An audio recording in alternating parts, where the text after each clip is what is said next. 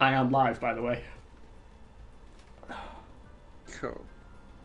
I am about to be live. I'm just testing my wonderful Facebook, YouTube comment stuff because it crashes and it'll crash me off the stream. Oh, no, that would be bad. That would be very bad. What happened yesterday? This fortnight's beverage is original Red Bull, which I need because we're sick. Yay. And sick will be the comments that will come in today. So thank you very much, everyone, for popping along if you're watching this on replay. This is Failcast 2017 edition, episode 2. We'll be covering the Monza Grand Prix and plenty of other bits and bobs as well. And sadly, this is also Pandemic Everyone's Ill edition. So my name is Simon from How I Play Games. And as always, alongside me is definitely Zero. How you doing, mate? I'm dying, mate. Everyone is dead. Yeah. This is literally like we're channeling 90s F1 team budgets. Also, for our health. Also, it really is a failcast because I was in Norway during the Italian Grand Prix, and I saw like the first 5 opening laps, which looked pretty good to be fair, but they were with the sound off and they were in like an Irish-American sports bar.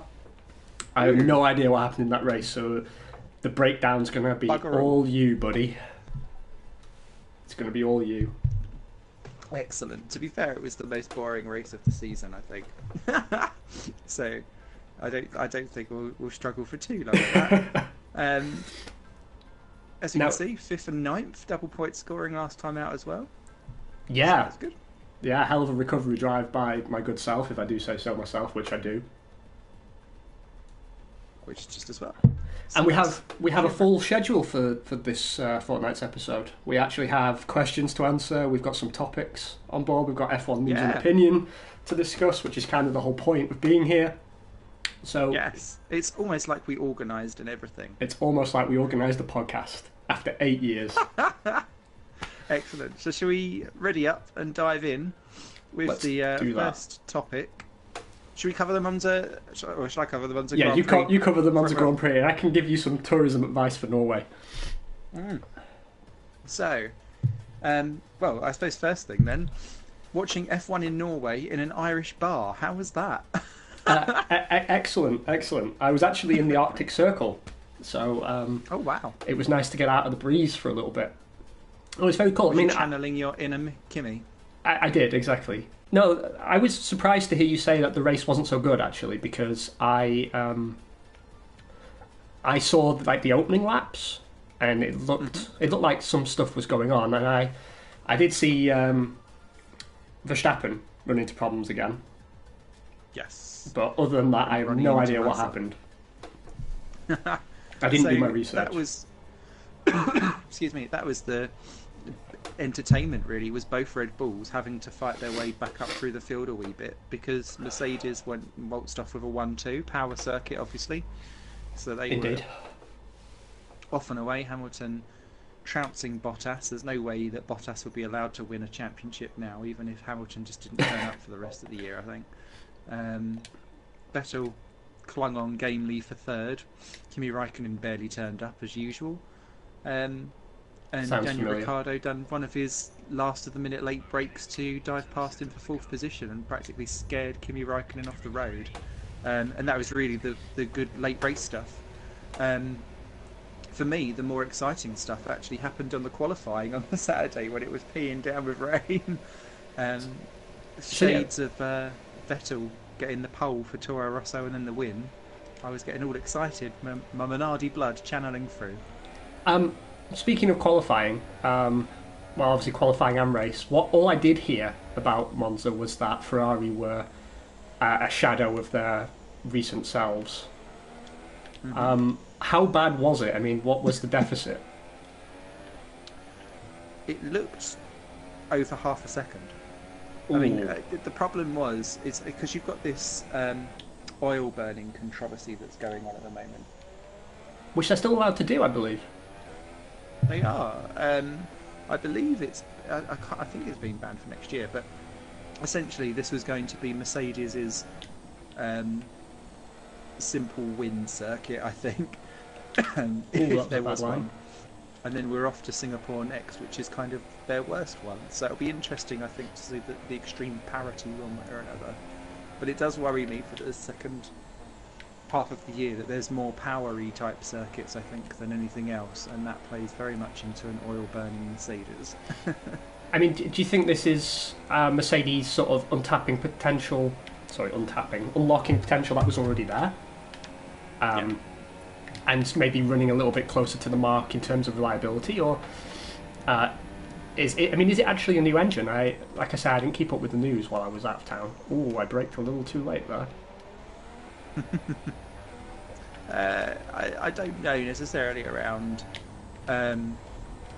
new upgrades or anything like that whatsoever, but I think the worry for me was that by like half distance they're just mucking about, turning down the engine, so they're not even having to push themselves,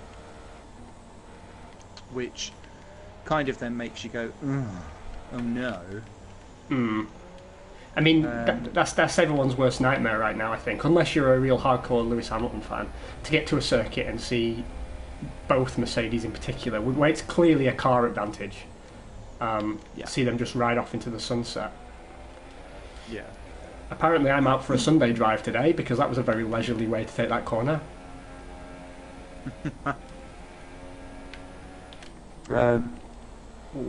Lost time there. Yeah, it does make me worry, because they were kind of like, oh yeah, over one lap it's okay, but it's or we know that we're in trouble, but over a race distance we're much more on the pace, and it didn't really seem that way. I mean, Vettel said that he had some car trouble and that's why he wasn't able to keep pace, but that's their go-to line though, isn't it? It's been their go-to line for years, that we struggle in qualifying but we've got the pace for the race. They're constantly claiming that, and I've not always been particularly convinced about it. It's such an odd one as well, because I still... Oh, I've lost a lot of time there too. I keep messing up my braking point there, even though it's clearly highlighted for me. And the bollard's gone. It's only a matter of time. You went for it anyway.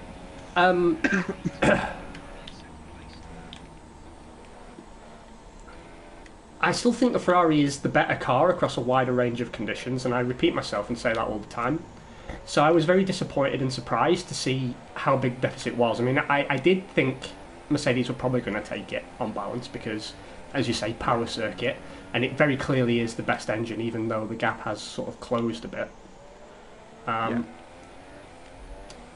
just realised that I put the setup together for a McLaren, and that's why it's feeling a little odd.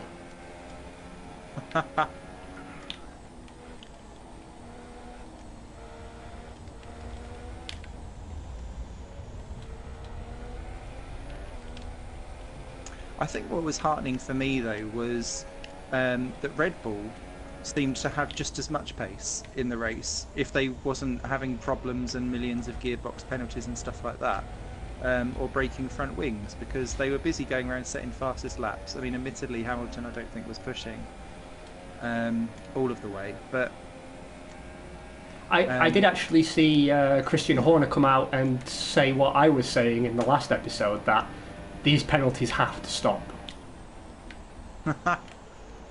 And I know he's obviously biased into saying that, because it's his team that's really on... Him and McLaren are on the spanking end of that particular paddle, but he's still correct that, you know... I think when you look at someone like Max Verstappen, right, and you think back to 90, 91, 92, when Schumacher entered the sport, and it was very, very much the same effect. I'm going faster again on this lap, but I need to come in because I'm going to run out of fuel. I'm like 3/10 up because I finally learned how to take the first corner correctly with this setup. And I'm going to have to throw this lap away. That's ridiculous. But you saw Schumacher had the same effect that Vettel's having, you know, a lot of asses in seats, very high attendance, big interest on the TV rights. Yeah. and he saw that Jordan was not going to be a place to really capitalise on Schumacher's potential, so he forced through a move to Benetton. And I've heard more than one commentator say, well, if Bernie was still around, he'd find a way to get Max out of that Red Bull contract. And I think there's not only some merit to that, but as much as, I'm not a fully paid up member of the Max Verstappen fan club, that's no secret. But for the good of the sport, yeah, I totally messed up my braking there again. For the good of the sport, I think we need to see him in a more competitive, or more regularly competitive car very soon. It's not that the Red Bull is necessarily terrible. It is quite clearly the third car. It's arguably one of the best seats for the future.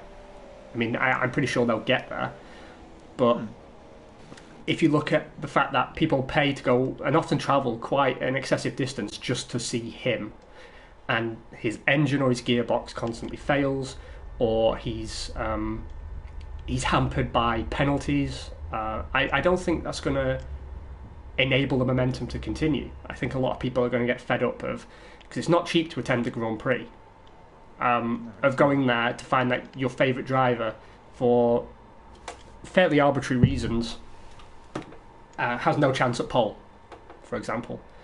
And Horner said pretty much what I said, which was find a way to punish the team for making that change. Maybe a financial penalty or points off in the constructors, but don't punish the drivers. And it's very rare that I make an argument that says favour the show over the integrity of the sport. Mm-hmm. But I think this is one of those cases where I would, actually. What do you think? I don't know. I something about so I think penalties, I don't really know how. I don't have a solution yet, so I don't feel like I can form a full opinion.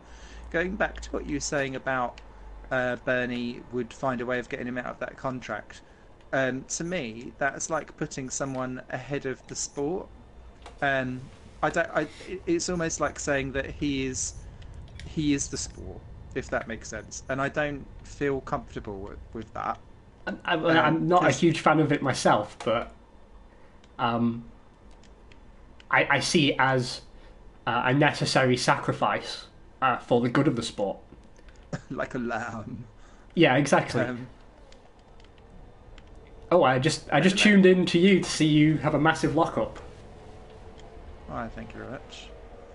I'm going on board with you for a minute, so I can do the heavy lifting while you are doing the qualifying.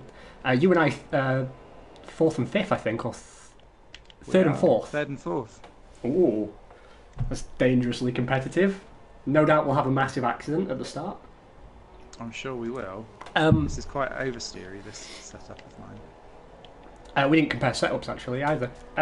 Anyway, I agree with what you're saying. Oh, there goes the first one. To be honest, it wouldn't be a stream if I didn't lose at least one. To be honest, it could have been either of us, because I had real trouble in my career mode playthrough with turn one. That the car would, when I was sort of coming back on the power at the end of the corner, the car would sort of spin round on itself. And that was a problem I was really struggling with. Today, it seems my problem is the corner you're coming up to now, which first of all, the braking indicator is bugged. It's balked, so it shows yellow when it should still be showing green. So I keep missing my braking point, but I should have the instinct for it by now, to be honest. Okay, as you're coming in, I will go out. Through to Q2 at this rate, anyway. Yeah, but we've got the tyres. They're taken back at the end of the session. Might as well shred them up a little bit. Oh, hello. Oh, hello. So what we've decided so far then is that we disagree about, or we are in total agreement about penalties, Verstappen, and whatnot. Yeah, I don't know how to solve the penalty thing. I was talking about this with some people on a different stream yesterday, and no one could really come up with a satisfactory solution.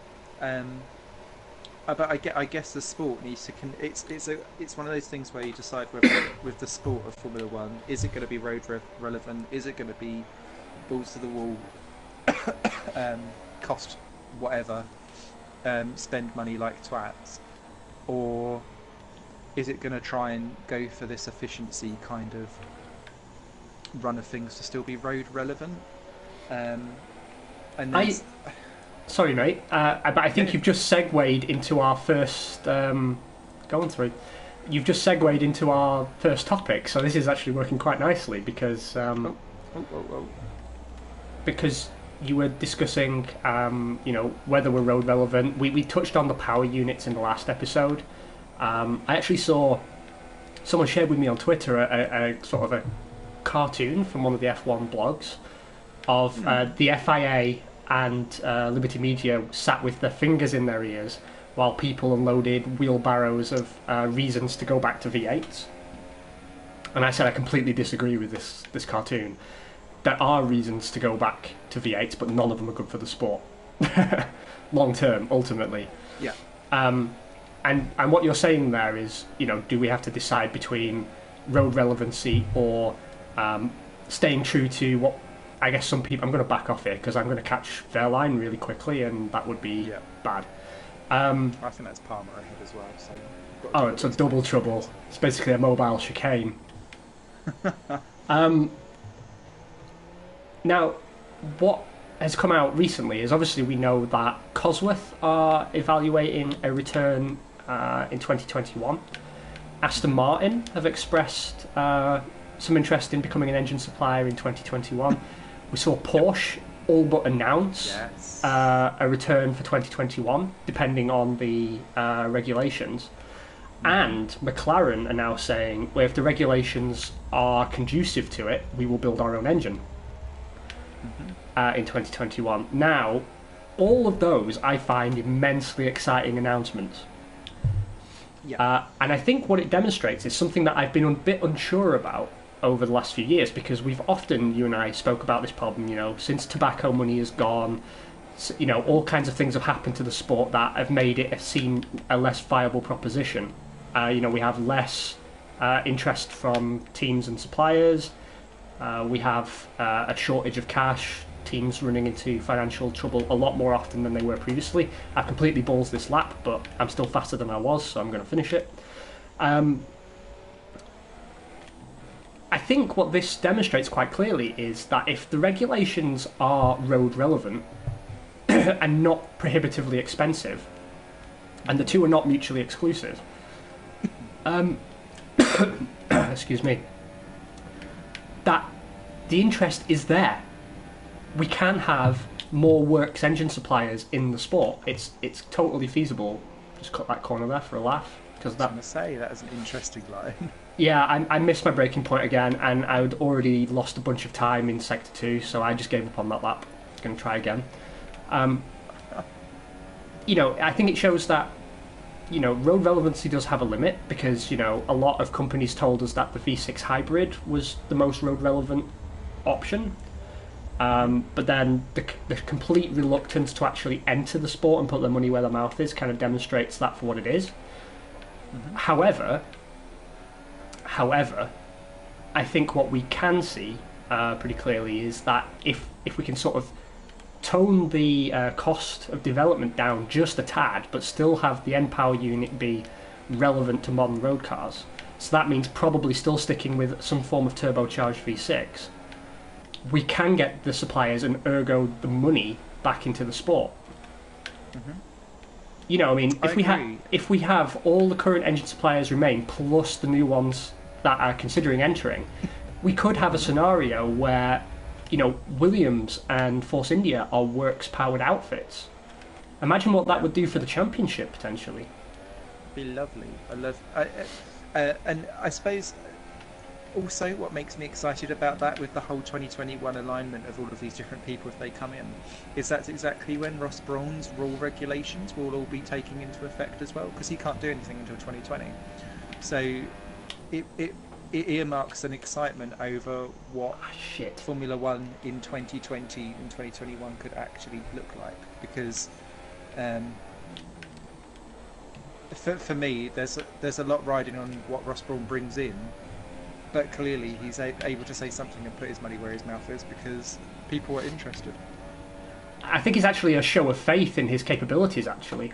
Yeah, absolutely. I think he's so well respected, and I am willing to put faith in any regulations that he puts his seal of approval on, because, you know, for the first time in a long time, we have a genuine insider deciding the rules. I mean, you could make an argument that Max Mosley was an insider, which of course he was, but between Mosley and today has been quite a considerable amount of time.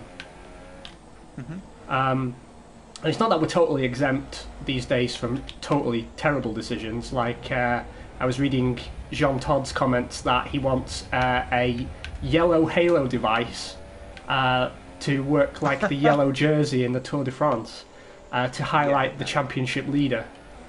I feel like no. Yeah, I feel it's a no from me, John. No, 3 lights and you're out, mate.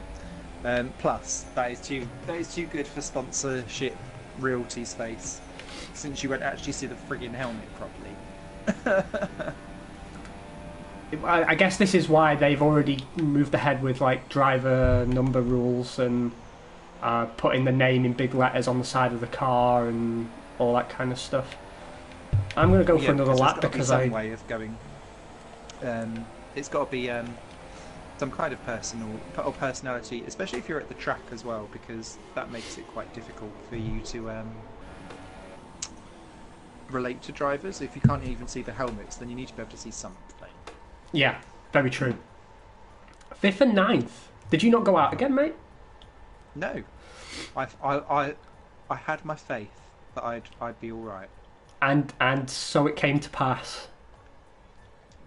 Lance Stroll is super overpowered in this game. It is ridiculous. Although he didn't do bad in Italy. Front row start, obviously, quite good in the wet. He is handy in the wet, isn't he? I mean, to be honest, you and I have stuck up for him all season, and we said he'd come good. Yep. And he is coming good, but I still don't think. I think this game's being a bit too generous to his current level of development. Yeah, he needs to be slapped down a wee bit, along with Kimi, obviously. What was I going to say? Yeah, and also to dovetail in with that as well,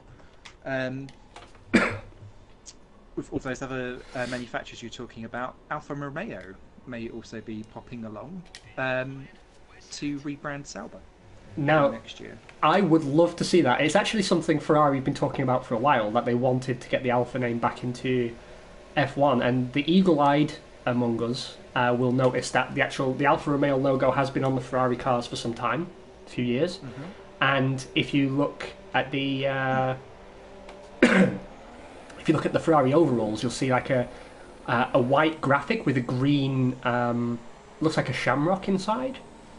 And I believe that is Alfa Romeo related in some way. I did actually look up what it was for, but they have been keen to get the brand into Formula One, and he'd actually already stated in the past the idea of I think 2 years ago now, or at least a season ago, that he wanted to see a junior team, ideally Alfa Romeo branded in. So you actually caught me off guard when you mentioned it when we talked earlier, because I had not heard this rumour, but you know, after you mentioned it, I thought, well, that makes a lot of sense. Yeah, I mean, because I was looking through like the history of this rumour, and earlier on in the season, there was talk of Alfa Romeo basically rebranding the Ferrari engines on the Haas and the Sauber to be Haas Alfa Romeos and Sauber Alfa Romeo. Get the words out, Smithy. But essentially, now that Mr. Vasseur is now looking at is now in charge of Sauber, immediately cancelled that Honda deal because he's like, not lol, nope. And then has immediately reconnected Sauber back to Ferrari, because remember, every year that they had a Petronas engine, that was a Ferrari really in the back. It was. So the history is there. Charles Leclerc will be named as driver number 1, I'm sure, alongside Ericsson, because it's his investors that keep that thing afloat. I've warmed to Ericsson as well, but go on. Yes. No, I agree. I think he should. Princess Pascal, I think, is on of F1, in my opinion. But, what was I going to say? Okay. But the investors, if I remember rightly, and I saw this, I'm sure, on Ted's notebook, a Tetra Pak. Yeah. So Marcus Ericsson, yeah. So every time you take a swig of orange juice, just think, Marcus, you're taking one for Sauber and Marcus Ericsson and the team. But yeah, I'd quite like to see a Tetra Pak F1 car on the grid for next year. Yeah, me too. I mean, it's not as good as my I wanted Dildo King Sauber, but still. That would be if it was what was the F1 driver that went off to do sex toys? I've forgotten. Wasn't it? It was Robert Doorknobs, wasn't it? Yeah, Dornbos. Yeah. Yeah. Doorknobs. I like it. No, I mean... Sorry, that's a complete segue sidetrack. Yeah, a Sauber Alfa Romeo I'd like to see. I'd personally like to see the Sauber name stay, so long as there's some kind of DNA of Sauber still there, but I'm not really sure if there is anymore. I don't know, I'd like to see the name protected. I don't think it needs to be called Alfa Romeo, the whole team.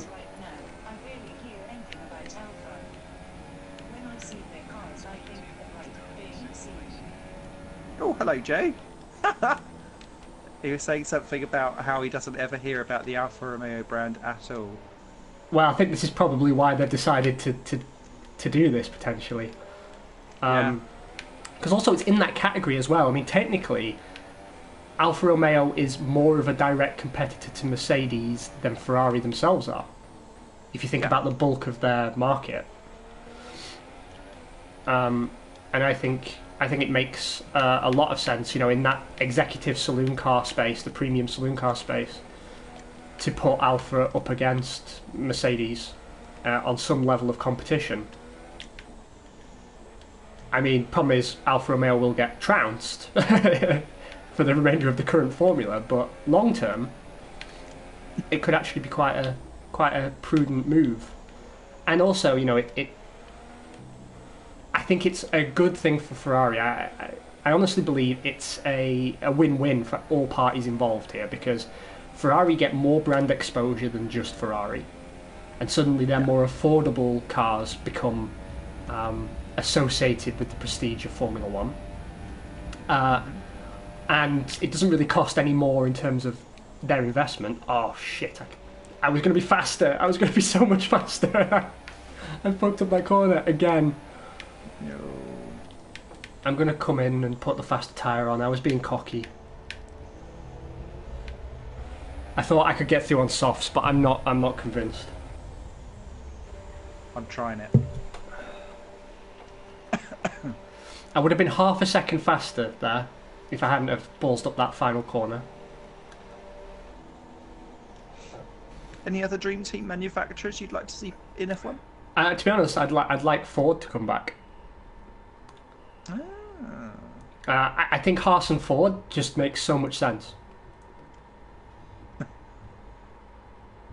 It really does. Surely Haas... There's a joke in there somewhere, but I'm trying to find some kind of Haas behind joke. No, I mean, let's be honest, right? Eventually, Haas are going to come off, or they're going to have to come off the Ferrari teat. But they'll still need an engine supplier, and if he's serious about competing, then he needs to find a work supply. And if the engine regulations are suitably changed, I know Ford are not particularly keen to come back to Formula One, but you know, when you've got the likes of the VW Group, Aston, Cosworth, all looking at it seriously again, then you know there must be rumblings of something that's relevant to all these companies. I'd like to see Ford come back to the party. Wow, where did you pull that lap time from, you cheeky monkey? Whoop, whoop. It was a very good lap.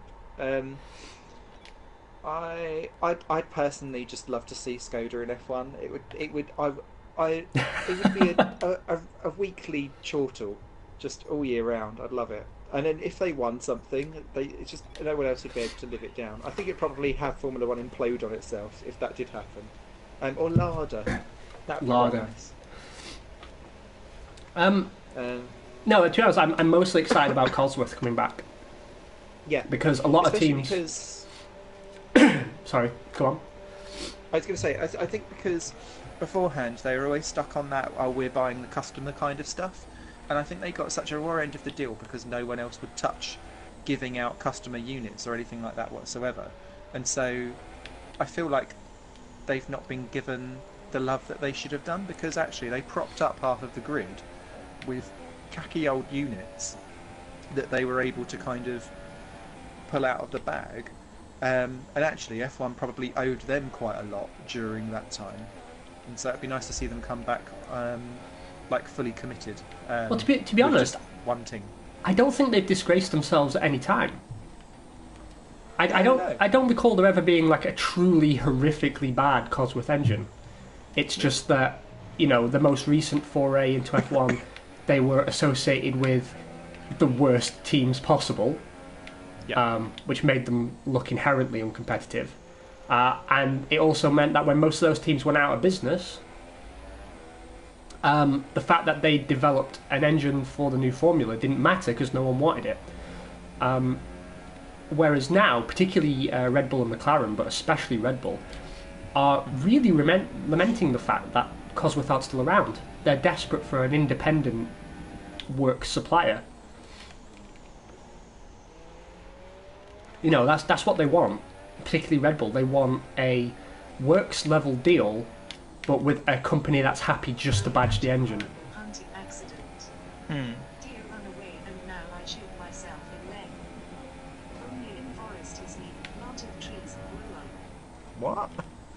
I don't even know what that was.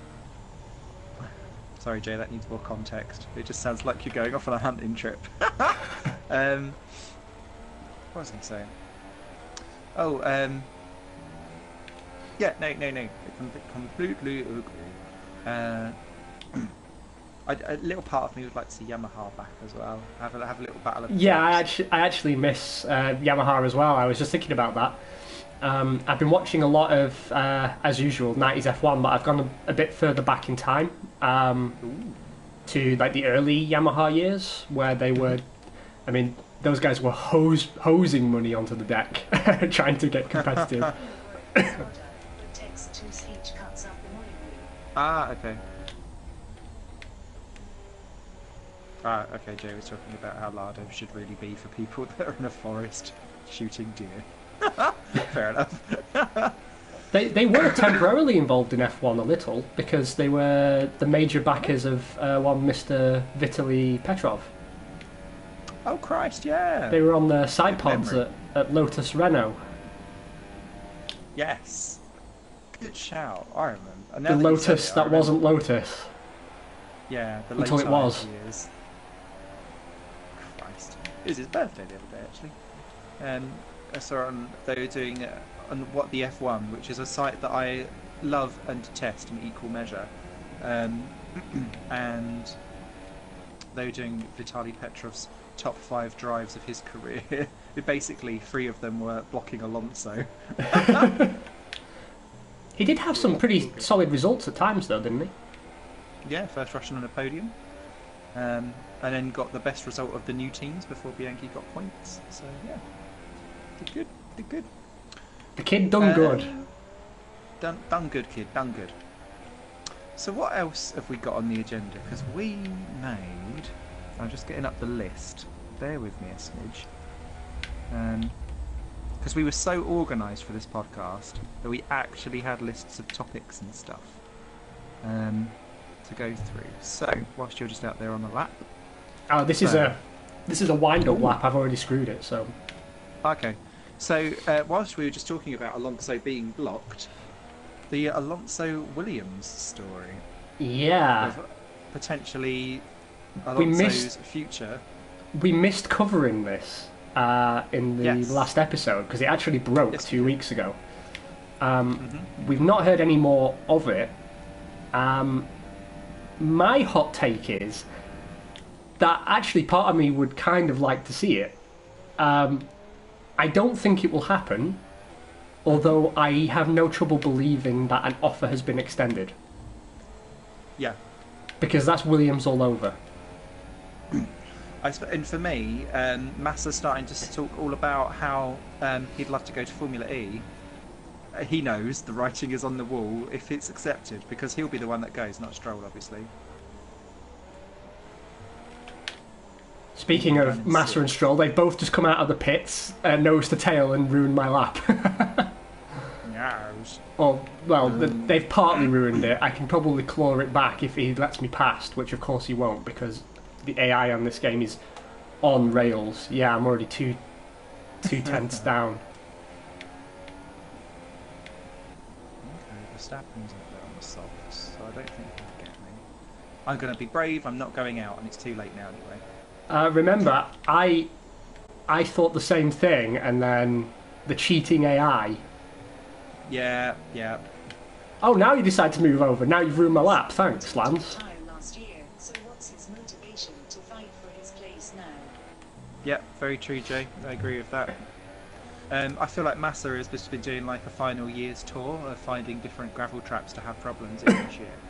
And, I don't know. I think he's done really good, actually.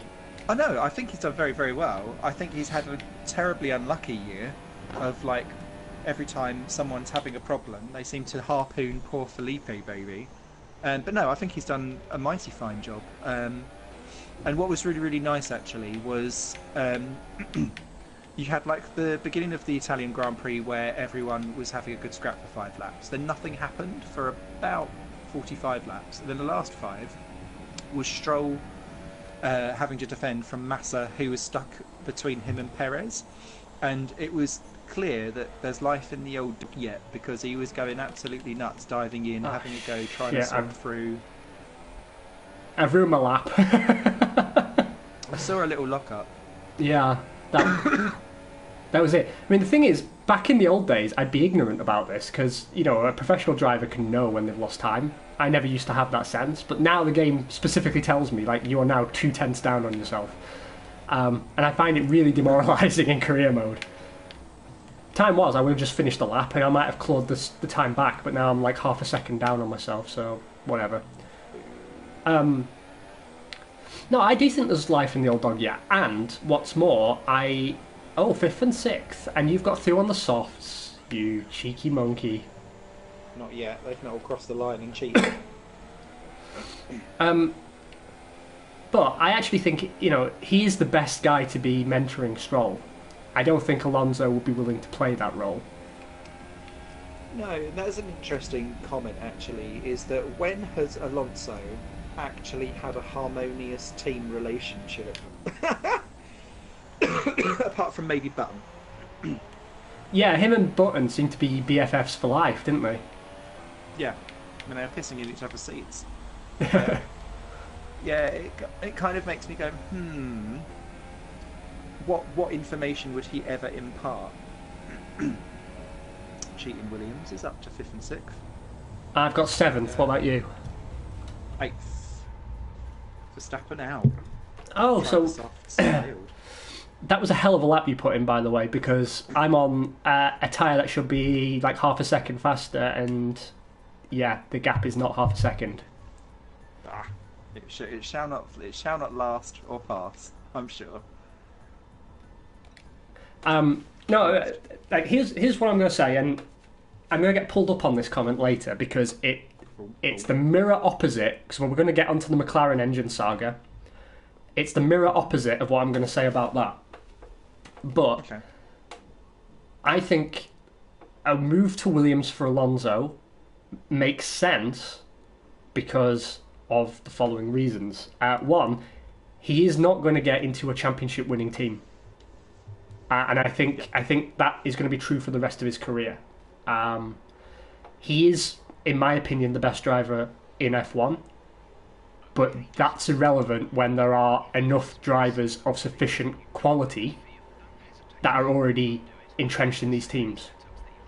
You're not going to boot Hamilton or Vettel for Alonso. If Ferrari wanted Alonso, Kimi wouldn't be taking up that seat next year. Mercedes don't want two alpha drivers. They've been very clear about that, I think, through what they've done. And Red Bull only recruit internally. So where else is he going to hope they switch to Renault? Which I'm going to get onto later, but I think that would be a stupid move on McLaren's part. So he's got a choice of the also-ran teams. And for me, I think assuming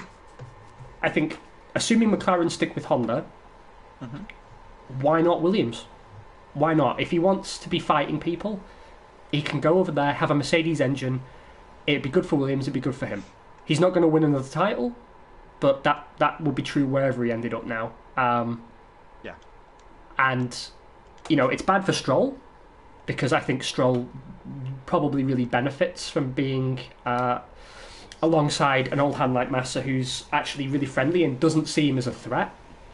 I think Alonso's too competitive for that, and it could be his last year in Formula One, and he'd still not be really willing to bring the young guns up. So it's a mixed bag, but at least in theory, I absolutely believe that there's no logical inconsistency with the idea of Alonso finishing his career at Williams. I actually think it would be quite a nice end to his career, given the available options. I don't know if it will happen, but as I said earlier, I have no trouble believing that the offer has been extended. At all. I'm almost 100% certain that Williams have actually extended that offer. I don't think that part is rumour and conjecture at all. And they won't take him going GP2 power or whatever and parking up when he's 11th because he can't be bothered to finish a race. They will be a daft grafter. Sometimes I think the AI drive especially slowly just to make sure they get in my way on my fast lap. So I'm gonna really back off. I said it before and I'll say it again. Traffic in this game is so much more disruptive than it's been in any game before. Well, I've noticed in the latest patch that they've made it a little bit better that people on hot laps now don't slow down to try and let you through and get in your way. I like more. Okay, let's do this. Oh, serious. We've both got our game face on because it's Q3. We have. It's okay, it'll be downhill into normal, controversially shite gameplay afterwards. Yeah, that's the story of us, really, isn't it? That we've been doing quite well in qualifying the last 2 seasons, and then the race is where it all falls apart. We like to peak in Q2. Well, I mean, it takes the pressure off in the race, which means we can actually talk Formula One without, having our train of thought broken by trying to be competitive. No, do you have any particular disagreements with my assessment of Fernando and Williams, or shall I move on? No, I completely agree. I don't know if I see it myself. I think it will be McLaren or IndyCar, and then Williams as a third option.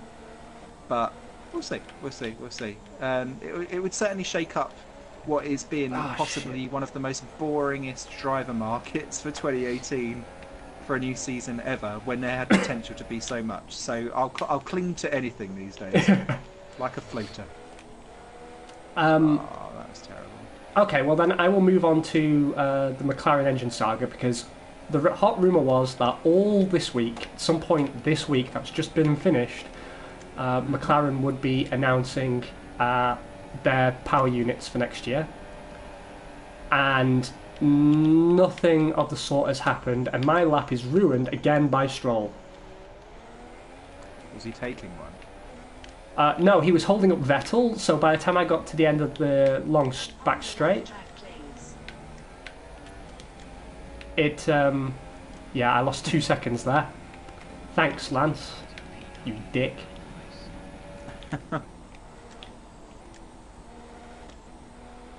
He is the Moriarty to my Sherlock Holmes.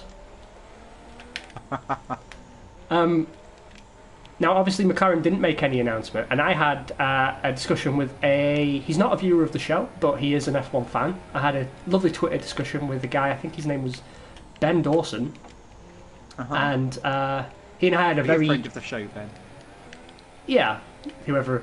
I don't know him personally, but sure.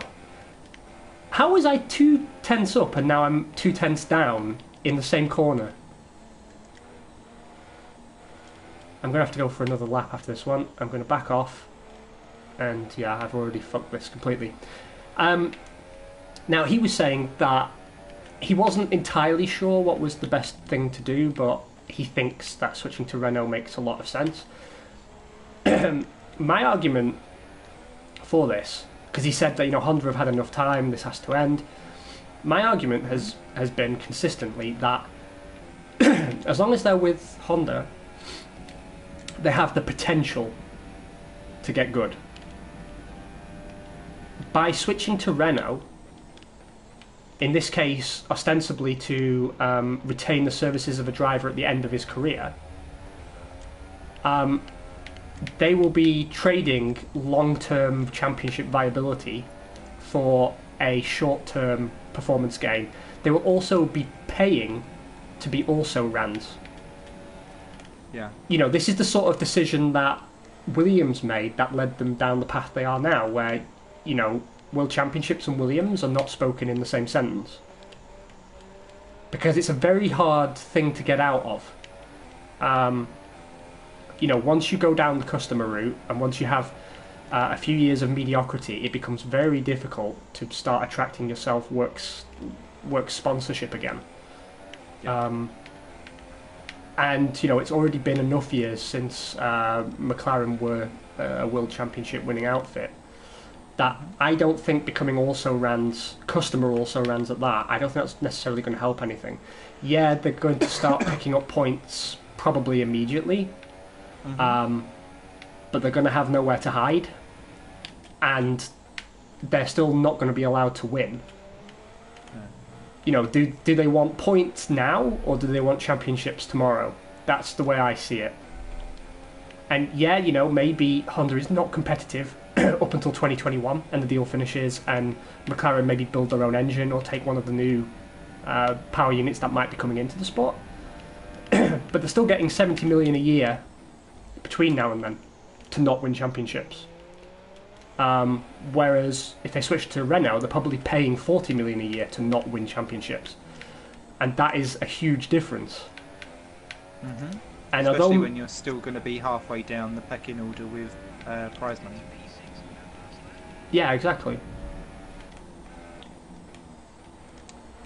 I also think that with the advent of Stoffel Van Dorn being able to match Alonso's pace of late, Alonso's shine will be somewhat less attractive when someone with a vastly cheaper budget will be just within a tenth or two, and if they're pottering around towards the back, it's not really going to matter if it's a tenth or two's different if they can save 30 million. No, exactly. So for me, if I was Zach Brown, I would not be remotely tempted to switch to Renault just to keep Fernando Alonso. I think, again, you have to put team before driver in this case, and even if they switch to Renault, he's not going to get a championship. You cut your cloth accordingly, don't you? And right now he's frustrated because the Honda isn't competitive. They switch to Renault, he'll be happy for the first few races, but pretty soon he'll find the limitations of that power unit as well, and then he'll be in the same position he is now.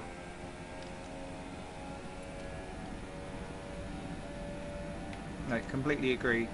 Especially because they're switching out for the next lowest rung. Yeah, it's not even like a big boost. No. So for me, I'd stay with Honda, keep the money. They may still come good. You just don't know. Especially now that they've got Ilmore coming in to help them, I think, haven't they? Yeah, and apparently the spec No, it has happened. They had Ilmore for a while, but I think they got rid of Ilmore, but they've got other... I believe they've got some guys from Mercedes helping out now, actually, under the sanction of the FIA. Oh, no, actually, no, it's Mercedes that got rid of Ilmore. And it's... Yeah, they're with Honda now, yeah. Yeah, I've tanned these tyres, I can't go any faster. So at best, I'm going to be 6th. Where are you? I'm in pole at the minute. Where is this from, Simon? But to be fair, I finished 3rd in my career mode in a Renault. So this is clearly a track that I've got hooked.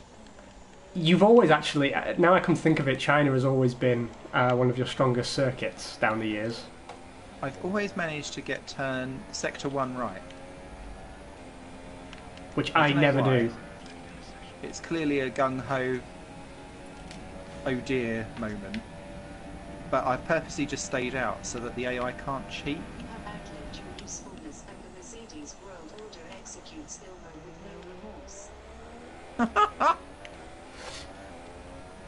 Actually, I know we're all about the real F1, but let's touch on that for a moment. If anyone listening does have this game and has been wondering, I managed to conclusively prove that the AI do indeed cheat. Oh yes, detail. I had, and I've tested it again to see if I was correct here, but I had qualifying in Spain on changeable conditions. I made it through to Q2. At the start of Q2, rain began to fall, and I put in a quick lap alongside Hülkenberg and Raikkonen. Raikkonen took pole, I was 2nd, Hülkenberg 3rd, and then the track was already beginning to be quite wet by the end of my fast lap. Other cars that came out were sort of 3-4 seconds off our pace, and they couldn't catch us up. We were pretty much locked in those positions. I only sort of sped up the last minute.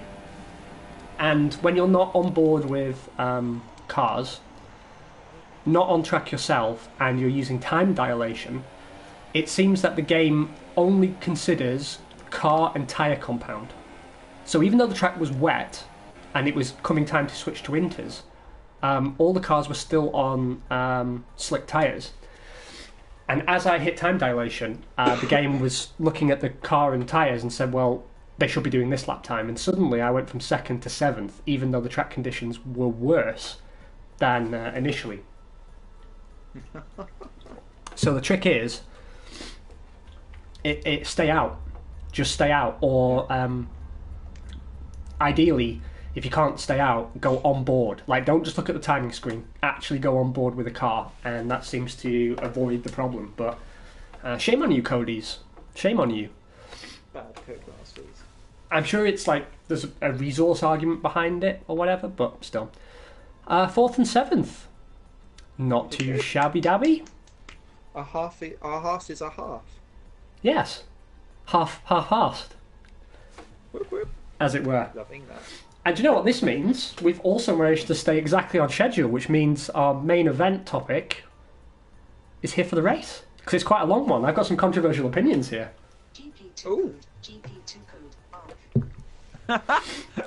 I like that. Did you hear that? I did. Okay.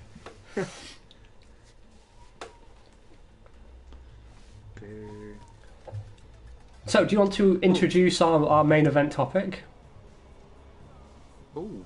Ooh. Or shall I? Have I... You go for it, because you was the... Oh shit, I didn't mean to do that. What did you do? It's spitting with rain, and oh, mind you, everyone's on dry tyres. I guess we're probably starting on slicks. Yeah. Sorry, I was so desperate to not get copyrighted, I pressed X twice, and it's... it didn't need to do anything strategy-wise anyway. Wow, it's... I didn't get... Yeah. It's giving me no viable alternate strategy. This is a good chance. I don't know if you've experienced it yourself, Simon, but have you noticed that in this game there's actually proper tyre overlap? Yes. And there's no longer like a switch that flips. I've really appreciated that. I've used it to my advantage. I'm very good in changeable conditions. Ooh, So I'm this- less so this could go horribly wrong. Weather forecast. We don't know. Jeff. I want to see now who's number one driver. I'm going to ask him the same question. What was... Oh, did you get to see wrong what the thing. weather was supposed to do? It just looked cloudy, as I recall. Okay. Weather update. No, not teammate status, Jeff. No, Jeff.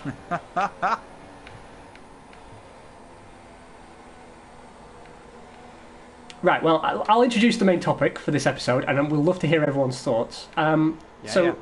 On the first episode, Simon got a comment from, I'll just call you Lon, who said they'd be interested to hear our most under and overrated drivers of all time. And I was greatly excited by this question, because I have some very strong opinions on this topic. And I'm actually curious to hear what you guys think, what Simon thinks. So what we'll do is we'll hold off, we'll get through the usual first lap carnage, and then we can actually have a proper conversation.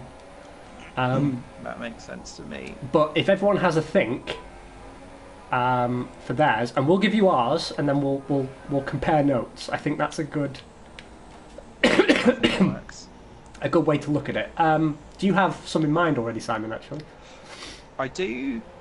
For underrated, absolutely. Yeah. Overrated, I find slightly more difficult, actually. Same, actually. I had the exact same problem. I imagine our underrated list probably contains a lot of the same names because you and I have very similar taste in drivers. Yes. They'll all come from about the same 3 or 4 teams, I think, as well. Yes, they will. And probably the same sort of 10-year window, but Yes. we're old. Right, I'm going to shut up while we do the race start because ideally Yeah, this we is gonna both be want to hard. be competitive for a single episode. And we'll have Cackling myself. yeah, me too. And we'll have to see. Also, it means I'm more likely to spin into the first corner if the track's getting wet. Also, I need to pee now, and we've got an hour to go. I've run out of drink. I'm overfueled as well. Oh, I span a little bit on the line. Oh, Massa! Hell of a getaway. I was going to say, he looked like he was stalking everyone. I've already been hit by Christ. somebody. And I got a warning for it. Oh, come on now, guys.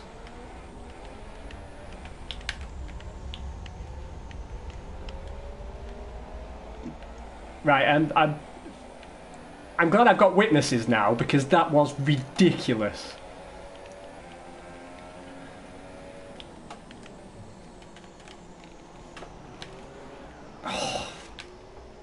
No. Oh, my race is over. Oh no, what's happened?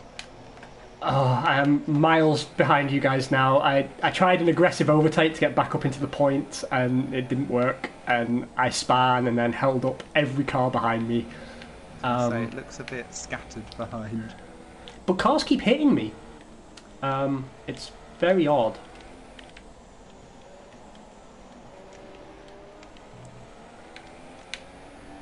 I might actually pit early for the Inters. Still not got any weather update. I don't pit until DRS gets disabled. That's my... you can normally go a lap earlier, but that's about it, I find.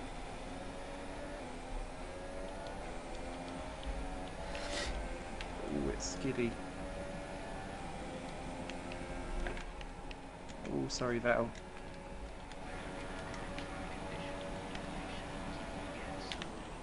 Christ. What position are Ooh, you? Vettel. I was in the lead. Vettel's just got me.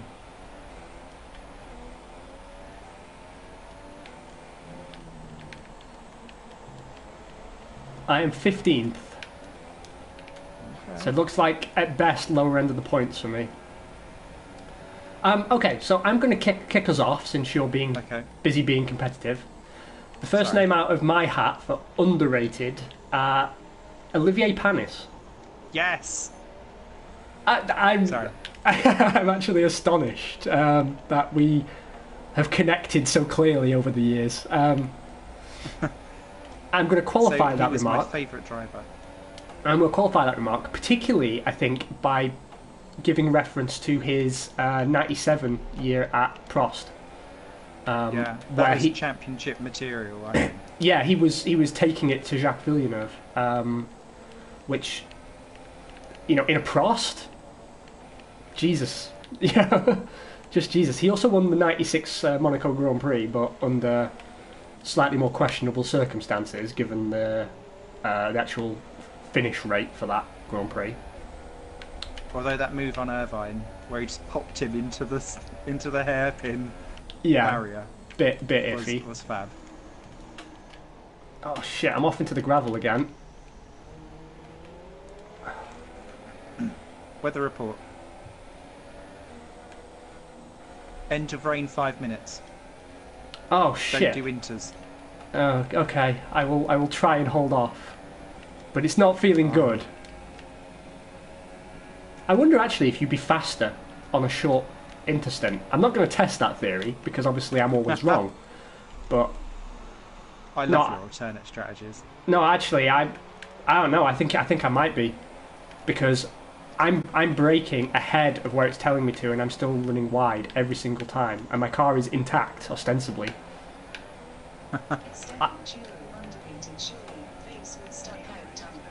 Esteban Tuero. It wasn't too bad.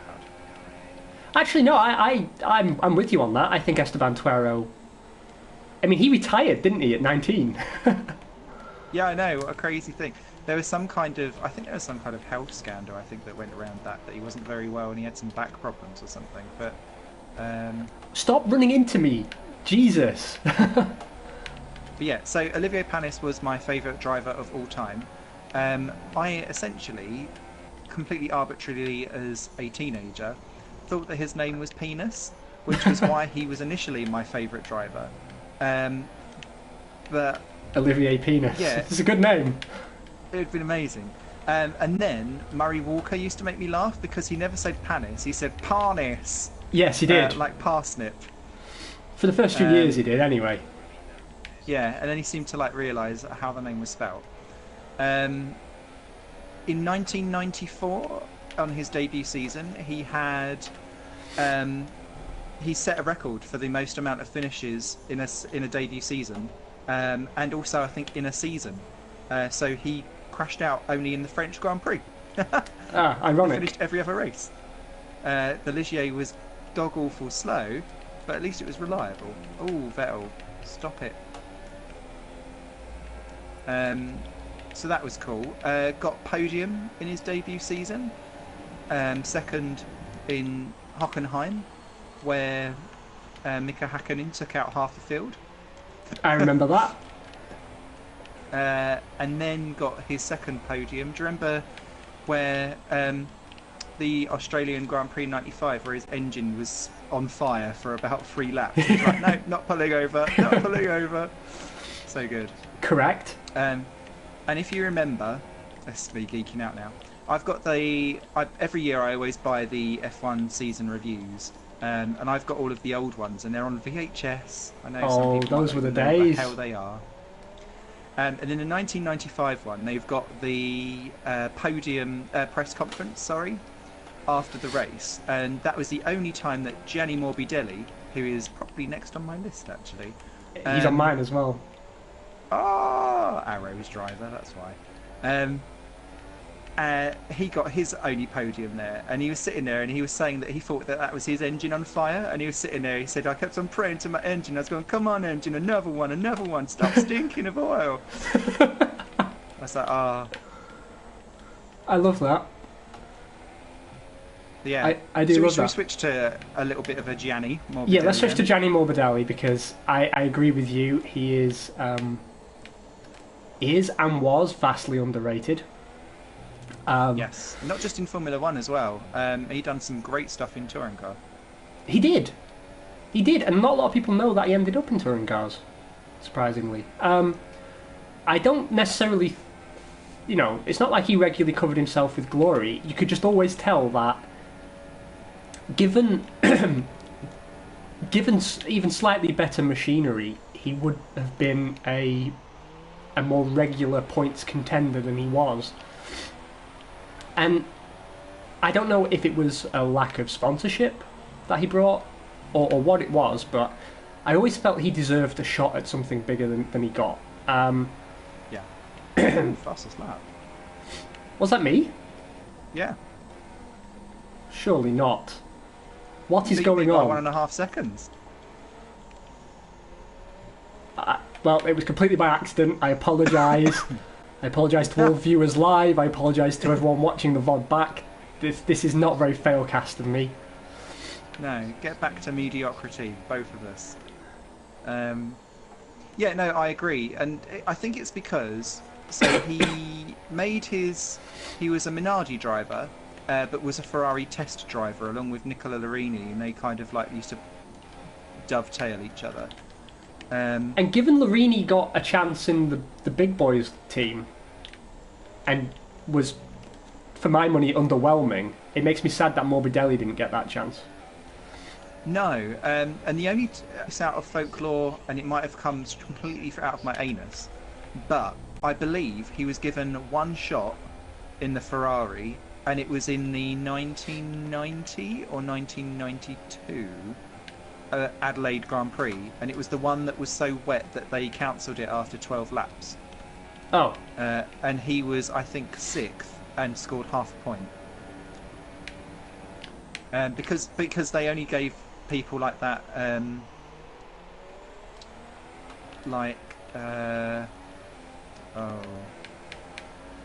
only got like the reserve stuff when John Alesi had like done his neck in from yet another crash.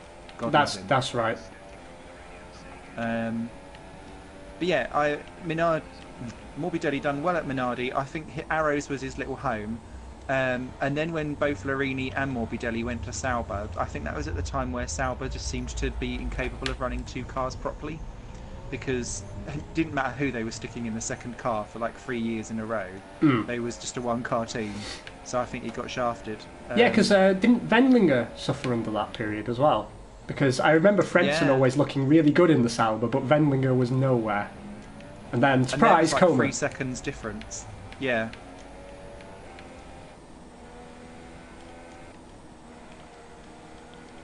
Oh no, Jeff, don't offer me an alternative stratage. Okay, well, I'm going to step up a level here. And I've still got a lot more underrated drivers to talk about. Ooh. I'm going to drop a name now, and it's going to be odd because he's a world champion, but Damon Hill. I think because he was up against Schumacher, and because Schumacher went on to be so great, I think we take for granted how good Damon Hill actually was. Like, actually. And if you think back to Belgium 98, the classic Belgian Grand Prix, in my opinion, he stuck it to Schumacher for quite a few laps in a Jordan. I think Hill gets a bum deal because he had his year at Arrows, which did him literally no favours, and because if you consider like the great scheme of things, Hill actually had a relatively short career. Yeah, it's compact, wasn't it? Yeah, he had less than 10 years in Formula One. Because he debuted in '92 in a March. Yeah. And then he was retired in '99. Yeah.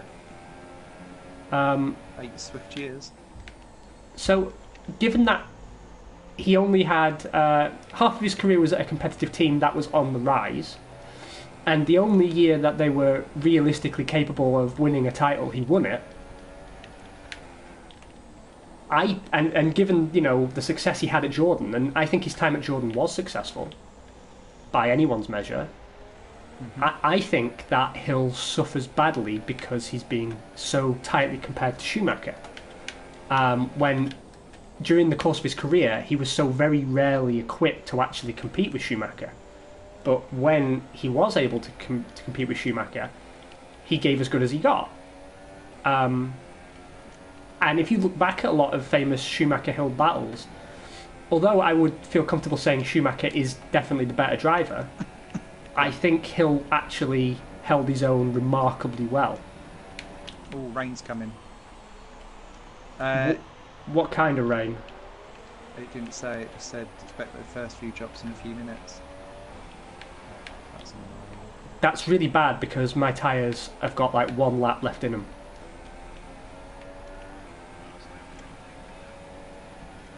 What was I going to say? For me, Damon Hill, it's less about his driving, it's more about having to deal with, and in the same way how, like, Chilton, I think, also gets a really bad rap, but coping with when a teammate is killed, how you pick yourself up and carry yourself on, and like that whole 94 season was horrific, and then to lose a championship in that manner as well, and then come back. I don't think 95 was his season in his glory either. But yeah, I think for me he was like the gentleman champion, and probably the last one that we've had. Oh no, maybe I'd put Mika in that category as well. And to me, he kind of signifies the last of a certain type of gentleman racer. Yeah, he and does. That sounds terrible in a way, because I don't think that sounds like nice, but I mean it in a nice way. No, I know exactly what you mean. I couldn't agree more. I think he is that old, and I say old with affection, that old style of racer. Shit, I overcooked it again. Still, I'm going to have to come in because these tyres are shafted. Oh shit, I've one wide at turn one. That's going to lose me the lead. Cut it a bit fine on the pit entry there then.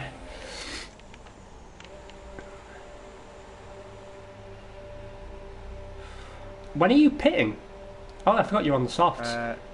Yeah, although they've gone. I'm going to pit this next lap round, but if it's going to rain, I'm quite tempted to say super softs instead of mediums, which is what it wants to put me on.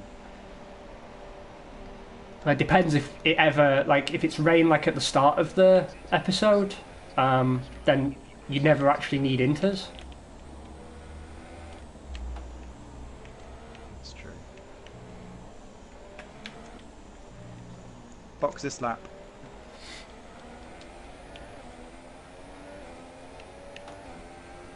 I didn't ask for the fastest lap. Oh, Ricardo's got me.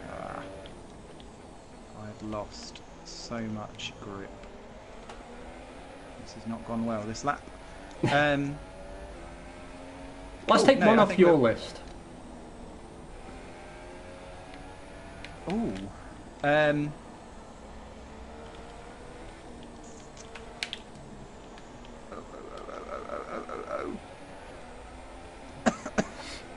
If you can't brain, I can carry on. I can reel these off all night. Carry on. Fisichella. Ooh. I think a lot of people forget how genuinely good he was, and the fact that he never won a title sort of means he gets very, very overshadowed in a lot of people's views.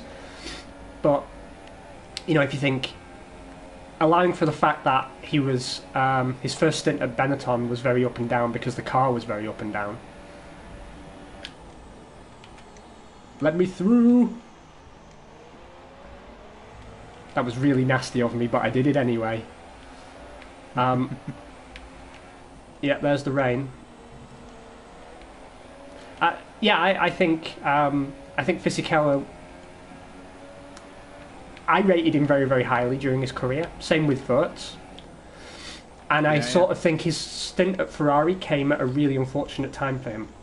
although I'm at a loss to explain why he was so uncompetitive. I mean, I know it's a change of car, but the car was clearly better than the Force India he'd been in, and he'd been able to get podiums and front row starts and everything in the Force India. So quite why he seems so out of his depth in the Ferrari, I don't know. But that and his blippy stint at Benetton aside, I felt like he was always quite consistent. Verline, why'd you have to be such a dick? I'm losing so much time behind him, it's untrue. There we go. I don't have time for your nonsense, Verline. Okay, Alonso up next.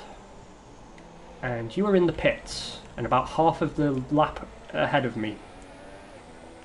I'm going for mediums because it won't tell me whether or not it's going to be like proper rain or not. Yeah, I mean, honestly, the sky looks kind of light still. I'd try and keep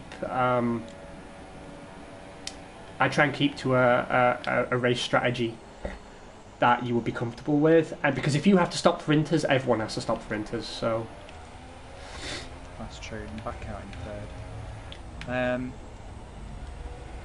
That was a quick stop. I think the main factor that makes Vizzy possibly underrated is the 5 to 6 Renault stint. Yeah, that's true because he was always up against people in their prime. So, like, he couldn't quite match Alonso, but then also seemed to get the brunt of a lot of the problems. Couldn't. When he gets a top team drive, Alonso kills him. Yeah. And when you think about, like, he matched Button quite nicely, he matched Burt's. Yeah, I'm more lukewarm on Fissy than saying that he's underrated. Sorry, go on. No, I was going to say, but keeping in the Italian blood, because pretty much everyone has been so far. The man who he took the seat from, Mr. Luca Badera, is my other massively underrated man. He's not on mine, so please justify your assignment here. So, he trounced Michele Alboreto in his Lola on his debut season. Then was Minardi tester for 94, came in 95, beat Pierluigi Martini, who is probably also on my list. Yeah, mine too. Keeping the Italian flavour, and Pedro Lamy, done Montermini, and Marc Genet. And so, for me, he beat every teammate. He'd done exceptionally well. He was the Formula 3000 champion in 92, which then Panis then took in 93. And in the infamous kart races that they used to have in France on Eurosport, where all the F1 drivers used to get into the karts and then go round, he won it. Well, okay, I can accept that. Yeah. I can accept that. For me, I cried with him, I think, when he conked out at Nürburgring in 99. But he's now no longer the driver with the most amount of Grand Prix starts without a top 6, sorry, because Esteban Gutierrez took it over, thank Christ. So at least he's not got that stat anymore. It's amazing that Gutierrez got to do that in just 2 seasons, but for me, the name that you mentioned that is on my list there is Marc Genet, actually. And I qualify that by looking at his career post Formula One, where he's so serious. He's taken so seriously by Ferrari and by Shell. And if you ever listen to him speak, he's so knowledgeable. And I think a lot of people forget that when he entered Formula One, he was an accountant. Yeah. He was one of the last people to enter Formula One from a non-motorsport world, and I think he was. I don't think he was ever championship potential ever. At least not when he was young enough to compete in Formula One. He probably knows a trick or two now, but it's too late. But I think I take him as proof of Frank Williams' comment that there's probably a million potential world champions roaming around in the world. Maybe they're bicycle salesmen or they make cheese for a living. It's just not everyone can enter motorsport. It's not possible. And I think he's proof of that because, he was quite happy being a corporate accountant and then decided, no, do you know what? I'm fed up of filing people's taxes. I really want to be a Formula One racing driver. And then he went out and did it, and he did not embarrass himself. And for that alone, I think he was probably an underrated accountant and an underrated figure in motorsport. No, I mean, he's gone on to build a very respectable career with Ferrari as their preferred test driver.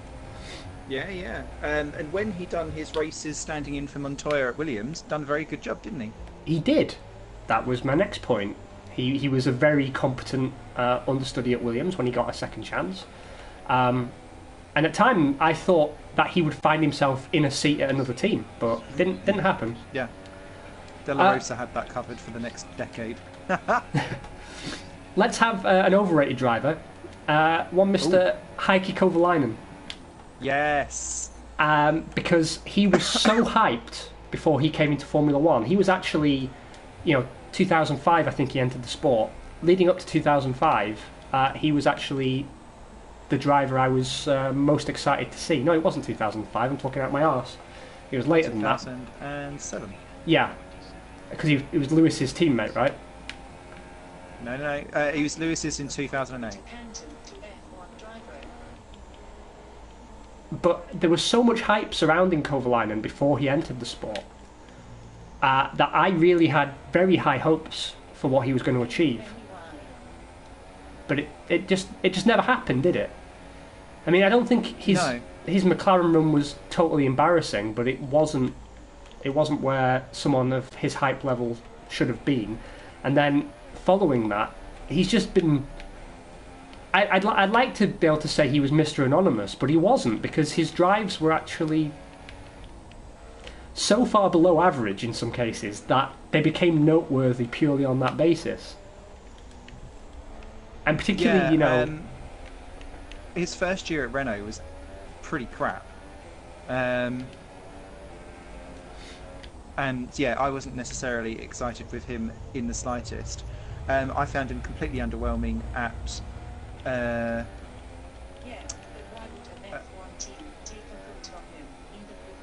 oh, sorry. Yeah, there's people going nuts about the fact that Jenné was an accountant and how on earth do you do that as like a career swap? Very true. I think there needs to be a module of it in like school. Yeah. But yeah, Kovalainen, I completely agree that underwhelming all the way through. And for me, he was the victim of Ron Dennis just loving a Finnish guy. And so, if he would have been German, he would never have got that Mercedes seat in any way, shape or form. Or any other nationality for that fact. I quite liked him. I did quite like him when he was then at Lotus / Caterham / whatever the green machine was. But I don't know if it was him being better or Trulli just being truly fucking awful. Because you kind of think that the truth was probably somewhere in the middle. I've always had a soft spot for Trulli, but he was very inconsistent. He was a very mercurial driver. Lap times have dropped by about 1.5 seconds in my case. I've got a feeling that we're reaching crossover point. We are, but it says that this is going to clear up. So a lap and a half ago, Jeff said it will clear up in 10 minutes. And I'm not sure when to... DRS hasn't been turned off yet, so I'm sticking. He's offering me a new strategy.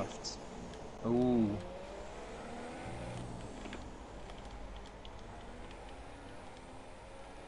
He wants me to pit early for a fresh set of softs. But why? Because I can go on super softs later. No, Jeff. No. No, I've been trying to sort of listen to him, but in this case, I don't see what the advantage is to coming in 5 laps early and then being on the slower tyre for the rest of the race. My tyre wear still looks good, so I don't know why if I was going to pit in a lap's time, then I should have been on the super softs.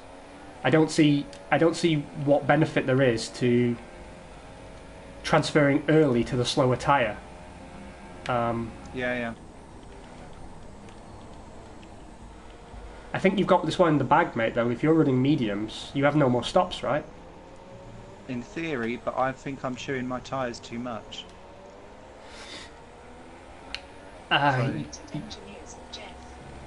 Overrated Jeff. Agreed. Yeah, Jeff is overrated. He's in this version of the game actually made some horrific suggestions. Embarrassing, Jeff. Pick up the pace, man.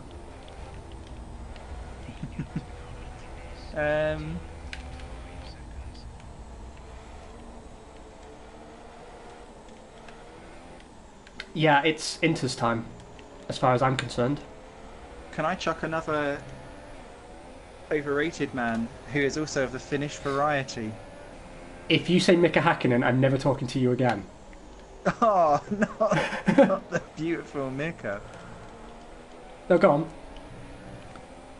Oh, they want me to change. Oh no, they don't want me to change on Twinters. Not this lap anyway. Mr. Raikkonen.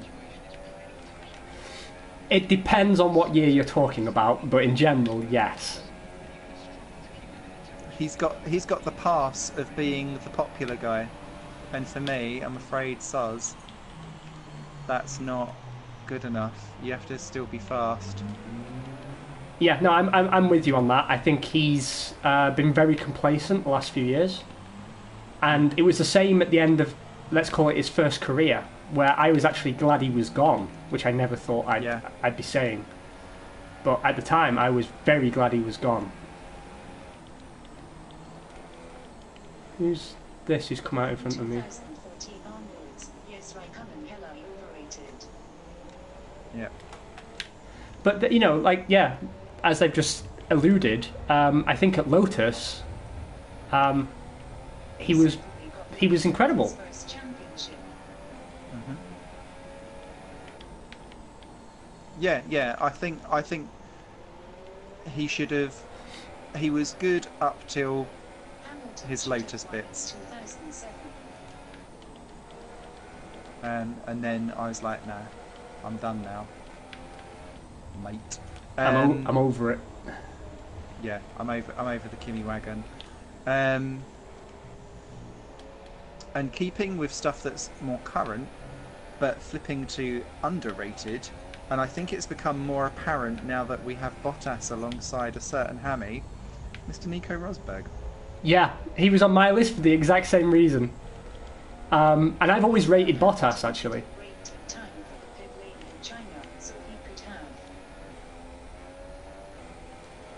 To be honest, I always liked Rosberg before he was at Mercedes. I liked him at Williams. I was a big fan of his in his early career. And although he's not my favourite driver, I do think he was very hard done to by a fairly rabid Lewis fan base and a very pro-Lewis media. Yeah. At least in the UK. Yeah, no, completely agree. Yeah, to this day, I don't understand why he was out so long until his tyres gave up. Oh, they're banging on about people in a chat room talking about China 2007 for Hamilton. Yeah, he lost the championships. Okay, it's a decade. We're all over it now. Just. This is it's Inter's territory now completely. it is, and honestly, I'm really tempted to stop, but because you could be so much faster for the short stint, and then as it dries out, switch to super softs for the end of the Grand Prix. Yeah. Problem is, I'm back in the points. Weather report. 5 or 10 minutes of rain. Oh, that's quite long. Rosberg is underrated. However,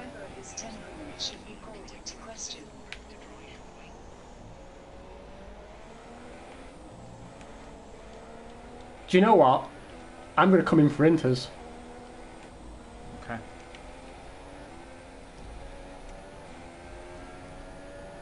I'm going to sacrifice potential points here. No, mate, it was called just mad strats. Oh shit. I forgot to brake because I was busy selecting tyres.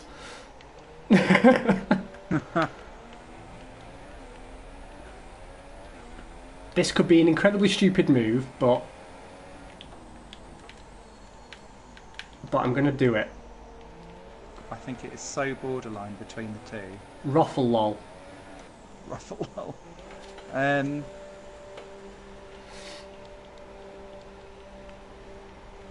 Who else is on your list? Okay, continue on my list. Should we go to Pierluigi Martini? Yay!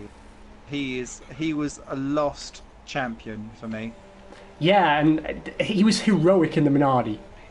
Absolutely heroic. And the Delaras as well. It was just, yeah. But he was a Minardi man because he spent so many of his years there. Loyal to a fault, almost. It's a bit early to say, but I think this was the right decision. Okay.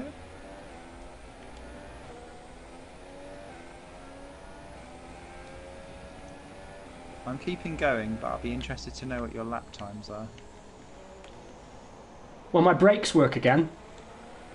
Oh, he's just said, I think the track will be drying soon. Oh, no. I knew it was a risk.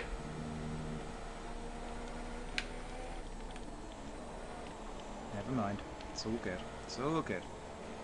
I'm going to have to pit for super softs, I think, anyway. I can't get to the end on the mediums. Do you know what, though? I think we could have both been on the podium if I hadn't have had that second accident. Mm-hmm.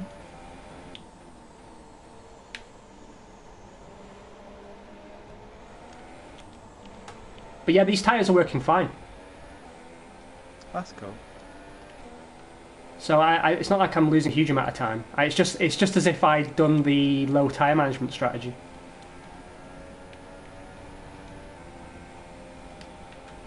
Yeah, Pierluigi Martini obviously leading a lap in the Minardi at Portugal 989. Doing a fab job there. Didn't score many points if I remember rightly. Got the front row start at Phoenix for Minardi as well. Yeah, I mean, what a legend, no? I know. The front row for Minardi. And he had...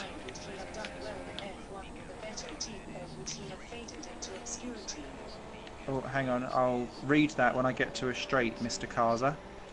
Oh, I'm about to lap a Minardi. I don't know. Minardi. Oh, God. Not a Minardi, a Williams. I was going to say, are you so far ahead that you've gone back in time? Yeah. I will live out my days in 90 F1 regardless of what people ask. Oh, if Ratzenberger hadn't died, do you think he'd have done well in F1? Asks Mr. Kaza. I'm going to say probably not. Yeah, same. Because he was he only had a package for 5 races. Anyway, so he was very much a short-term man. So, but no, he'd done respectfully enough. But David Brabham was clearly the team leader there, and I don't see that of changing. And I would have seen him probably not get picked up again after his 5-race deal because Simtech were just after Dosh. Yeah, and also last point about Pierluigi Martini. What amazing curly hair! We need curly hair like that back again. We do. That hair was rivalled only by Fabrizio Barbazza, who had... I just wonder how on earth he managed to get that hair in his helmet. Now, I want to bring up someone else. He doesn't actually fit on either of my lists, but I'm curious if he fits on yours. Mika Salo. Ooh, now, I'm going to say underrated, but with a caveat of, but didn't take his chance at Ferrari. Underperformed when it mattered. Yes, he did. A bit sort of Heinz Howell Frentzen-y in that sense. Yeah, because there's certain drivers, I think, and I suppose this for me is where I struggled with where you're talking about Fisichella, is for me there's certain drivers who are born to be the midfield scrappers, and Frentzen was one of them, and for me Fisichella was one of them, because whenever he didn't have the pressure he would be blindingly quick and amazing, but then didn't quite translate that when he was in a car that could win all of the time for me.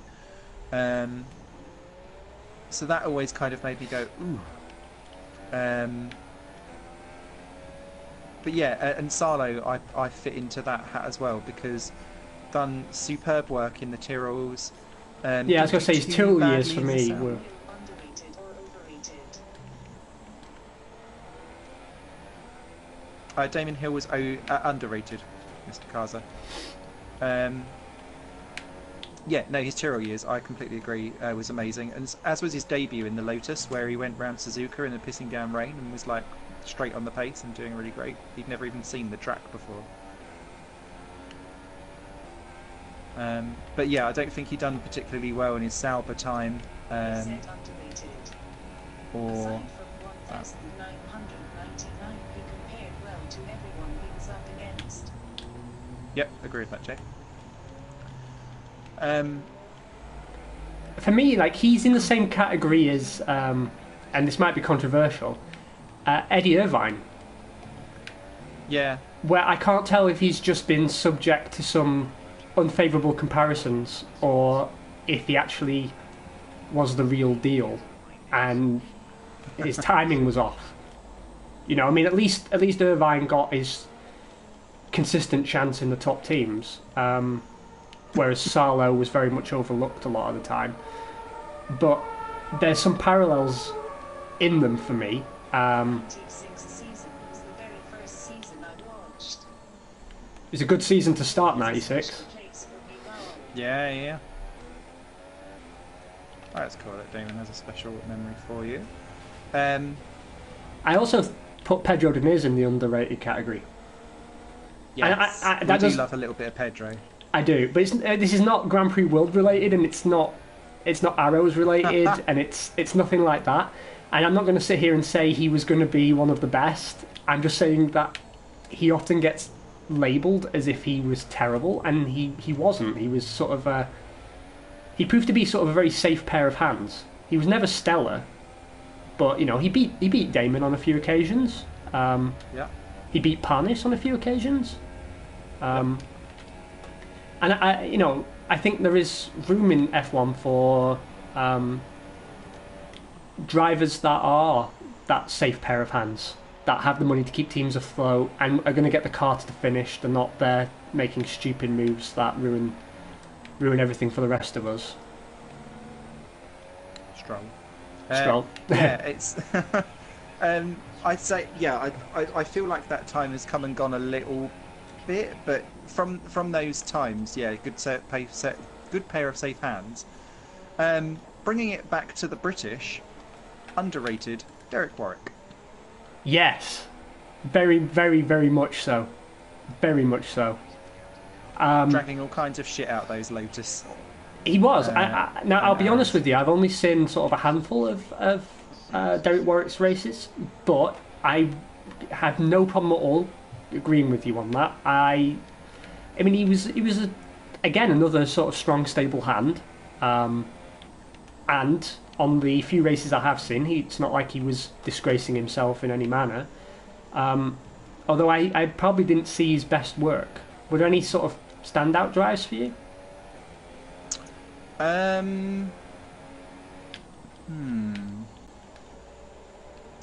Probably the stuff where he was, because he'd quite often get his Lotuses into the points before they'd break down. So probably his like 89-90 seasons would be quite good, and his 93 season when he was in the footwork, not too bad as well. But It's a bit like when like Verts comes back for like one-off year and stuff like that, where you kind of go, oh, they brought him back because everyone likes a good old pair of hands, but you know that the career is done. Which was weird. Basically the whole grid in 92 and 93, actually. Yeah. If you look back, it was all veterans. Like, so much of the grid was 37, 38, 39. Yeah. Which is something you don't get anymore. But it used to be, like, you wouldn't really even consider a driver for F1 until he was proven and in his 30s. Yeah. Now it's all fetal. What else was I going to say? Yeah, it's just I think he's just grossly underrated, wrong time, wrong place, and keeping in the British faith, and controversial, overrated, Martin Brundle. I was actually going to put him in underrated. Ooh. So that's one of the few instances where we really do disagree, apparently.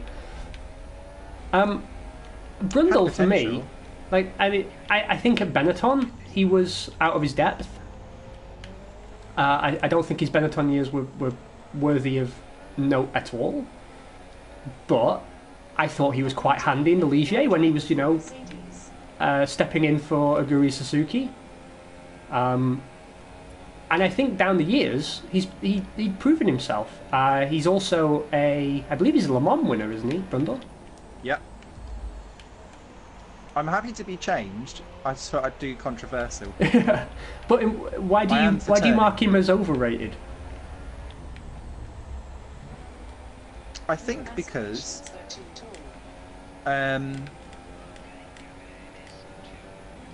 probably Guy F1 media hype. Yeah, could be actually. Check your fuel, by the way, mate. Yeah, I've had to go mix one for a bit. Same. I'm going again now. Which is not good because I'm within a sniff of points again, despite my extra stupid stop, which I shouldn't have made because I could be tickling the end of the podium right now. And I've burnt too much fuel, but I'm clawing it back. I'm already back in the green.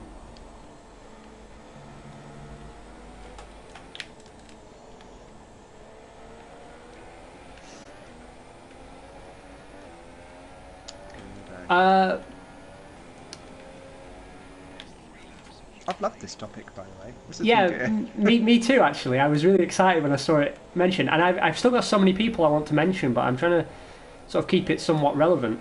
I always felt Gerhard Berger was underrated. Yes. Especially because everyone would wax lyrical about Jean Alesi and his speed, but it wouldn't necessarily be him that would be bringing home the points because he'd be busy in a wall somewhere. God love him. But love him. Berger was the man that brought it on home, and I think he suffered from having to deal with his McLaren years alongside Senna.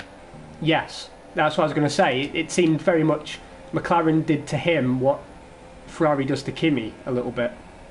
Yeah. His last years at Benetton, I thought were phenomenal. He got a pole position, as I recall. Yeah, and the win at Hockenheim. He was all back. Yeah, after his dad died. Yeah. And he was actually Tony Jardine's outsider for the championship that year. Obviously, that really didn't happen, but it would have been a nice idea. I miss Tony Jardine. Yeah, me too. Although I do love Ted and his notebook. Oh, it's so terrible that it's good again, and all over the place. I've never known anyone that's got so much airtime on TV for being just so awkward. It's like when someone with almost like social Asperger's is let on TV. Love it. But he's so chubby. He's not chubby. Oh, he doesn't wear clothes that quite match his frame. And also, he is such an old woman. He loves shit stirring, and I love it when some drivers call him out. I tell you what's really interesting. The YouTube channel is getting off on topic, but the YouTube channel F1 Interviews puts up the TED notebook and Will Buxton's NBC stuff, and seeing how drivers react differently to Ted compared to what they do to Will, because Will just wants to be everyone's friend, but actually he gets a much more different interview out of them where they're seemingly a bit more relaxed. The only problem is that if you watch Will Buxton, you have to take a shot of alcohol for every time he says the word phenomenal. Yeah, that would get grating after a bit, I imagine. Everything is phenomenal. I tell you, I went for a poo and it was phenomenal. That's how dramatic that is. Oh, please, tyres, be fine. It's just the last lap now. I could technically be 9th if I can just close this gap.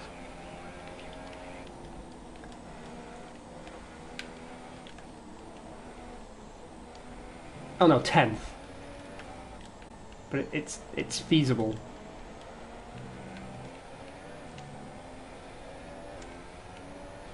Do it, do it, do it. I think you're going to extend your lead here. Are you going to win this race? Quite possibly. It's looking really, really tight though. That is disgraceful.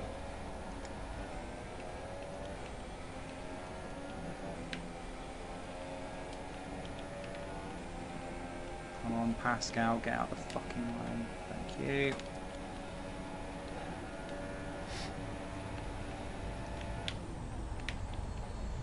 No signs, no. Thing to have done.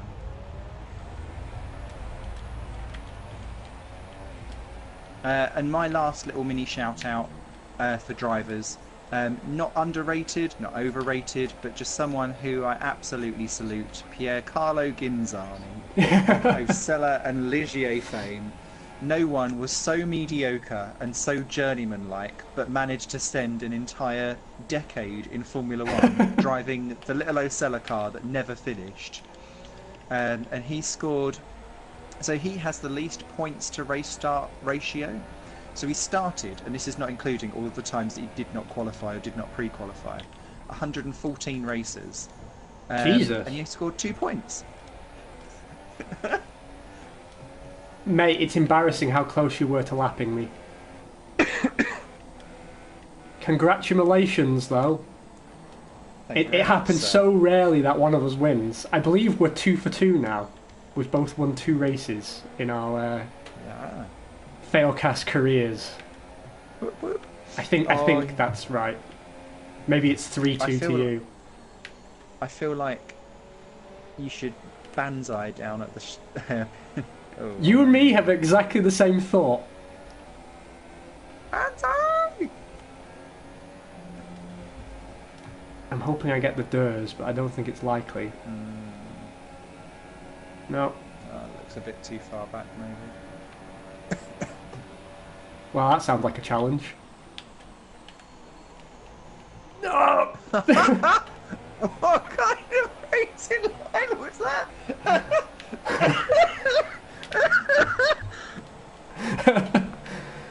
I had to go on mute. And I've run out of fuel.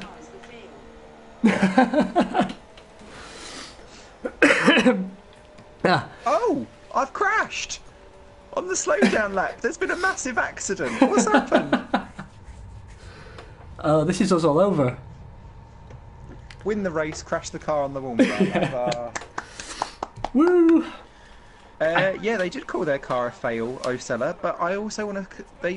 I think they became the first F1 team, which then didn't turn up to the race. And they brought along Gabriele Tarquini, who I think was a great driver until he done the terrible one race at Tyrrell in '95 and got lapped 6 times somehow. Yeah, grim. Well, mate, congratulations. I could have been 5th or 6th, and I took my chance on the Inters. Didn't work, but my lap times were competitive. Yeah. You were good. So I think I could have been 5th or 6th, conditions prevailing.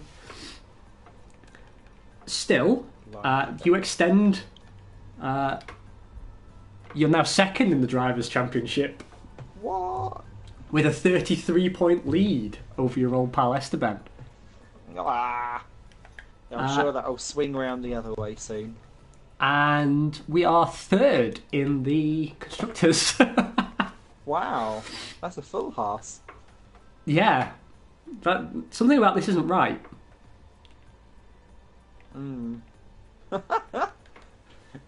I feel this has gone a bit too professional for our own good. I tell you what, you have to watch the race start back on my VOD. Because I got battered around like you wouldn't believe. You wouldn't Did you believe. need to call out the RSPCA? I did. I was an abused animal. It was ridiculous. Particularly Sainz as well. Sainz was super aggressive defending in the early laps. Oh, excuse me. Also AI works. Apparently so. Although it should be Kvyat, really, who was torpedoing people off the road. Exactly. Well, mate, that was an enjoyable episode. That was. I don't think we finished the full list of under and overrated drivers, but I think some key names came up. Absolutely. And as if ever, anyone's got any particular topics that they would like us to go over, This for long enough, it would be more worrying if you weren't get gut now. oh, no, we never get good, Jay. We never get good. But no, if people do have topics, please leave them in the comments, either on definitely Zero's Twitch channel or on the video on this onto YouTube, and we'll definitely take it into account for the next episode, which will be coming in 2 weeks' time. Yeah, we actually plan now. We do things properly after 8 years. I feel like I need to lie down. Yeah, well, we'll both go lie down in a dark room. Thank you to everyone for joining us. It's been an absolute pleasure and delight as always. Yes. And we'll see you in 2 weeks' time. Yeah, take care, everyone. Bye. Ciao for now.